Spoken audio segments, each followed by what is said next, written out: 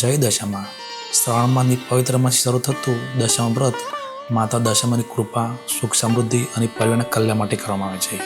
કહેવાય છે કે જે ભક્ત શ્રદ્ધા અને નિયમભક્ત દશામાં વ્રત અને કથા કરે છે તેના જીવનમાંથી દુઃખ, સંકટ અને મુશ્કેલીઓ દૂર થાય છે અને માતા દશામાં તેના પરિવાર પર પોતાની કૃપાદ્રષ્ટિ રાખે છે.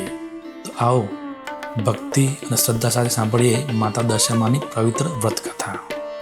જય દશામાં. કર્ણાવતી નામનો નગરનો રાજા કર્ણદેવ ખૂબ જ અહંકારી અને વિલાસી હતો.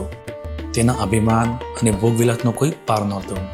તેની કમલાવતી નામની એક ગુણવાન અને ચારિત્રશીલ પત્ની હતી.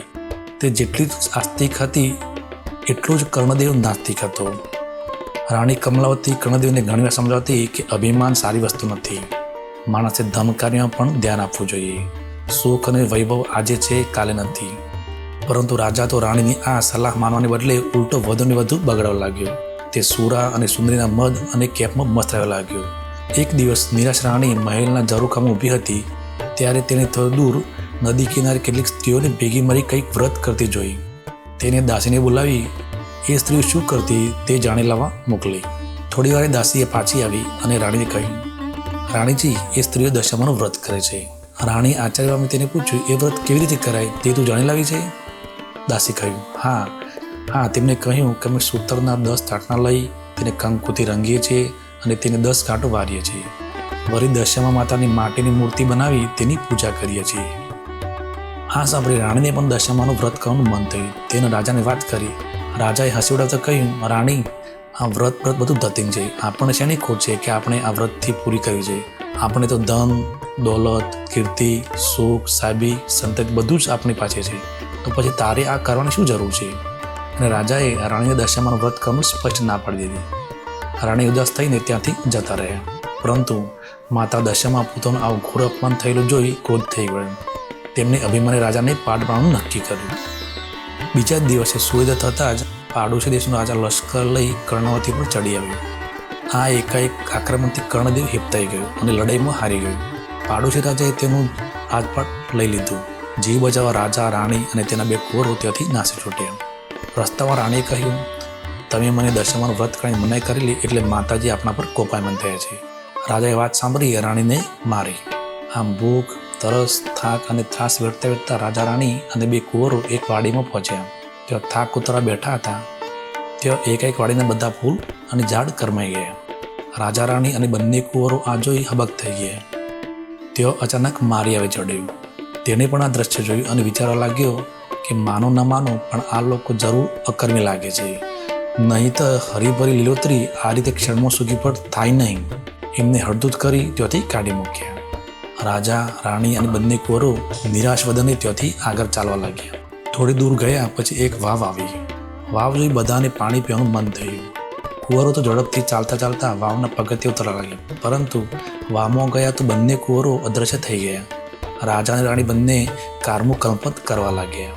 રાજાને હવે મનોમન પસ્તાવો થવા લાગ્યો કે જરૂર દશામાના ક્રોધનો તે શિકાર બન્યો છે. પહેલાં રાજ ગયું અને હવે કુંવરો. રાજાએ રાણીને કહ્યું, રાણી, રડીશ નહીં. જેને કુંવરો આપ્યા તેને જ કુંવરો પાછા લઈ લીધા છે.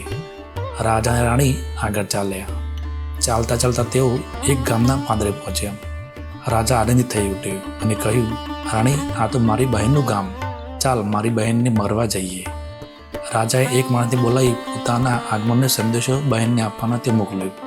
બહેને પોતાના ભાઈ માટે પિત્તરના ગળામાં સુખડી ભરીને મોકલાવી. એ ગળામાં એક સોનાનું સોકરું પણ મૂક્યું.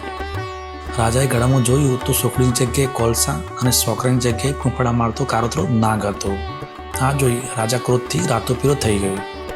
તેના માન્યમાં ના આવ્યું કે તેની સગી બહેન ગળામાં તેના માટે સાપ મોકલાવી, પરંતુ તે હકીકત હતી. રાજા માથું પકડી વિચાર કરવા લાગ્યો તો તેને સમજાયું કે આ બધું દશામાના ક્રોધનું પરિણામ છે. આથી તેને ધડના ભોયમાં જ દાટી દીધો. રાજા અને રાણી આગળ વધ્યા.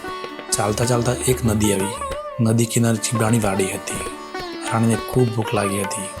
તેને રખેવાને એક ચીબડું આપવા કહ્યું. રખેવાને રાણી પર દયા આવી. તેને રાણીને એક ચીબડું આપ્યું. રાણીએ ચીબડાની સાડીના છેડામાં ઢાંકી દીધું. રાણીને થયું કે કોઈ કૂવાના કિનારે શાંતિથી ચીબડું ખાઈ પાણી પીશું. રાજા રાણી થોડી દૂર ગયા હશે ત્યાં જ તેમની પાછળ સૈનિકો આવી પહોંચ્યા. તેમણે બંનેને રોક્યા અને તેમની ઝડપી લીધી. તેમણે રાણીની સાડીના છેડામાં ટાંકેલું નાસિકા રાજકુમારનું માથું સંતાડેલું મળ્યું. મા દશામાના ક્રોધને લીધે રખેવારે આપેલું ચીબડું રાજકુમારનું માથું બની ગયું હતું. સૈનિકો ક્રોધે ભરાયા અને તેમને દોડેથી બધી રાજાની સામે લઈ ગયા. રાજાએ પણ ગુસ્સે થઈ તેમને તાત્કાલિક જેલમાં પૂરી દેવાનો આદેશ કર્યો. જેલમાં બેઠા બેઠા રાજા રાણી આ ઘટના પર શાંતિ ચિત્તે વિચારવા લાગ્યા. તેમને ખાતરી થઈ ગઈ કે જે કંઈ બનાવો બની રહ્યા છે તે બધા દશામાના ક્રોધને લીધે બની રહ્યા છે. તેથી હવે એન પ્રકારે દશામાના ક્રોધને તો શાંત કરવો જ રહ્યો. આથી દશામાને રીઝવવા રાણીએ તેમની તપસ્યા શરૂ કરી. 10 દિવસ સુધી રાજા રાણીએ માના નામના જપ કર્યા અને નકોડા ઉપવાસ કરી માની માનસિક સેવા પૂજા કરી. પોતે કરી ભૂલોને ક્ષમા કરવા માની યાચના કરી. રાજા રાણીની હાર્દિક ભક્તિ જોઈ મા દશામાં તેમની ઉપર પ્રસન્ન થયા અને તેમને સપનામાં દર્શન દીધા અને આશ્વાસન આપ્યું કે ચિંતા કરશો નહીં, સૌ સારાવાના થઈ જશે. બીજા દિવસે શત્રુ રાજાને સ્વપ્નમાં આવી મા દશામાએ કહ્યું, હે રાજા, તે નિર્દોષ પતિને વગર વિચારે જેલમાં પૂર્યા છે, તેથી કાલે સવારે તું તેમને છોડી મૂકજે, નહીંતર તારો સર્વનાશ થશે. અને હા, તારો કુંવર રીસાને જતો રહ્યો હતો તે હજી જીવિત છે, તે સવારે તેઓ આવી જશે. સવારે કુંવર ક્ષેમકુશળ પાછો આવી જતા શત્રુ રાજાએ રાજા રાણીને જેલમાંથી છોડી મૂક્યા. રાજા અને રાણી દશામા માતાનો આભાર માનતા અને ગુણગાન ગાતા ત્યાંથી આગળ ચાલ્યા અને બહેનના ગામ આવી પહોંચ્યા. રાજાને પહેલાં જમીનનો દાટેલો ગળો યાદ આવ્યો. તેને જમીન ખોદી અને ગળો બહાર કાઢ્યો અને અંદર જોયું તો તેમાં સોકડી અને સોનાનું સોકડું હતું. બહેનને પણ ભાઈના આગમનની ખબર પડી તો ભાઈ ભાભીને લેવા તે સામે આવી. થોડા દિવસ પોતાને તેઓ રાખી બહેનને બંનેને આગટા સપટા કરી. પછી રાજા રાણીએ બહેનને વિદાય લીધી અને આગળ ચાલ્યા. તેઓ પેલી વાવ પાસે આવી પહોંચ્યા, જો તેમના બંને કુંવરો અદ્રશ્ય થઈ ગયા હતા. વાવમાં ગયા તો એક ડોશીમાં તે બંને કુંવરને લઈને તેમની રાહ જોતા ઊભા હતા. રાજાએ પૂછ્યું, આ કુંવરો ક્યાંથી મર્યા? જવાબમાં દશામાતાએ તેમનું અસલ સ્વરૂપ પ્રગટ કર્યું અને રાજા રાણીને આશીર્વાદ કહ્યું, હે રાજન, તારી રાણીની ભક્તિથી હું પ્રસન્ન થઈ છું. તેની ધર્મપ્રાયણતા અત્યંત પ્રશંસનીય. તું પણ હવે તો સુધરી ગયો છે, તો જા, તને તારું રાજપાટ ગયેલું પાછું મળી જશે. દશામાની કૃપાથી રાજા ગદગદ થઈ ગયો. તે તેમના પગે પડી ગયો અને કહ્યું, માં, તમે તો દયાળુ છો, તમારો મહિમા અપરંપાર છે. તમારી કસોટીમાંથી પાર ઉતરવું સાધારણ માનવી માટે કઠિન છે, તેથી માં સૌના ઉપર દયાની અમિદ્રષ્ટિ રાખજો. દશામાએ કહ્યું, હે રાજન, જે કોઈ દશામાનું વ્રત રાખશે તે મારી અમિદ્રષ્ટિને પાત્ર થશે. જે કોઈ પણ મારું અપમાન કરશે તો મારા ક્રોધનો ભોગ બનશે. અને દશામા અદ્રશ્ય થઈ ગયા. પછી રાજાએ પ્રજાનો સાથ લઈ શત્રુ રાજાની સાથે લડાઈ કરી અને પોતાનું રાજ્ય પાછું મેળવ્યું.